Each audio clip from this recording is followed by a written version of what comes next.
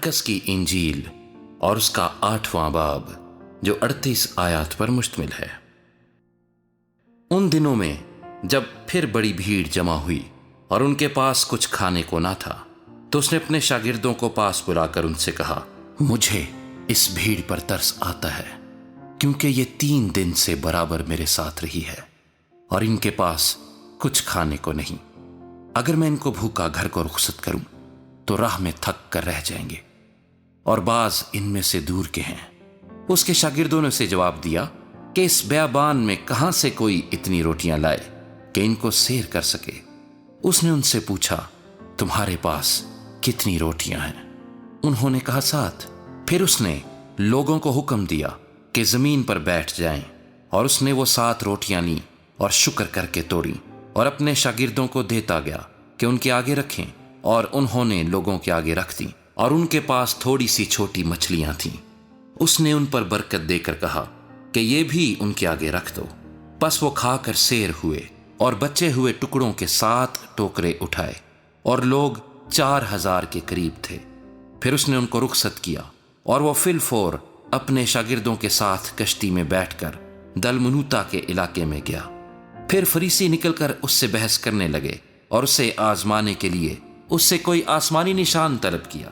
उसने अपनी रूह में आह खींचकर कहा, इस जमाने के लोग क्यों निशान तलब करते हैं? मैं तुमसे सच कहता हूं कि इस जमाने के लोगों को कोई निशान दिया ना जाएगा। और वो उनको छोड़कर फिर कश्ती में बैठा और पार चला गया। और वो रोटी लेना भूल गए थे, और कश्ती में उनके पास 1 से ज्यादा रोटी ना थी।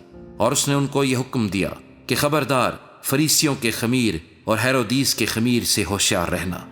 वापस में चर्चा करने और कहने लगे कि हमारे पास रोटी नहीं।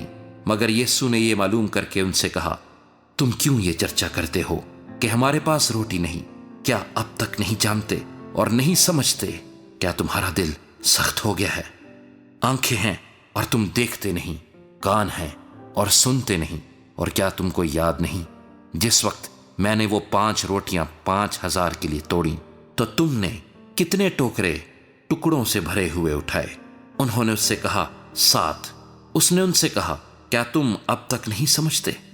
फिर वो बैतसैदा में आए, और लोग एक अंधे को उसके पास लाए और उसकी मिन्नत की कि उसे छुए। वो उस अंधे का हाथ पकड़कर उसे गांव से बाहर ले गया और उसकी आंखों में थूक कर अपने हाथ उस पर रखे और उससे पूछा, क्या तू कुछ देखता है?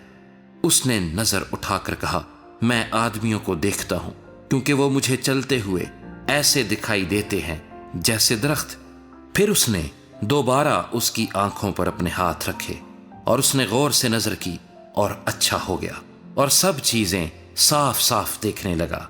फिर उसने उसको उसके घर की तरफ रवाना किया और कहा कि इस गांव के अंदर कदम भी ना रखना। फिर यीशु और उसके शागिर्द कैसरिया फिलिप्पी के गांव में चले गए, और राह में उसने अपने शागिर्दों से ये पूछा कि लोग मुझे क्या कहते हैं? उन्होंने जवाब दिया कि यूहन्ना बपतिस्मा देने वाला, और बाज एलिया, और बाज नबियों में से कोई। उसने उनसे पूछा, लेकिन तुम मुझे क्या कहते हो? पतरस ने जवाब में उससे कहा, तू मसीह है। फिर उसने उनको ताकीद की कि मेरी बाबत किसी से ये ना कहना।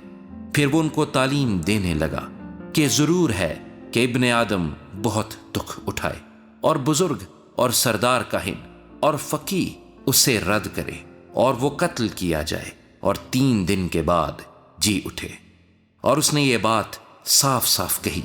पतरस उसे अलग ले जाकर उसे मुलामत करने लगा, मगर उसने मुड़कर अपने शागिर्दों पर निगाह करके पतरस को मुलामत की और कहा, ऐ शैतान, मेरे सामने से दूर हो, क्योंकि तू खुदा की बातों का नहीं बल्कि आदमियों की बातों का ख्याल रखता है। फिर उसने भीड़ को अपने शागिर्दों समेत पास बुलाकर उनसे कहा, अगर कोई मेरे पीछे आना चाहे तो अपनी खुदी से इनकार करे और अपनी सलीब उठाए और मेरे पीछे हो ले। क्योंकि जो कोई अपनी जान बचाना चाहे वो उसे खोएगा, और जो कोई मेरी और इंजील की खातिर अपनी जान खोएगा वो उसे बचाएगा। और आदमी अगर सारी दुनिया को हासिल करे और अपनी जान का नुकसान उठाए तो उसे क्या फायदा होगा? और आदमी اپنی جان کے بدلے کیا دے، کیونکہ جو کوئی اس زناکار اور خطا کار قوم میں مجھ سے اور میری باتوں سے شرمائے گا، ابن آدم بھی جب اپنے باپ کے جلال میں پاک فرشتوں کے ساتھ آئے گا تو اس سے شرمائے گا۔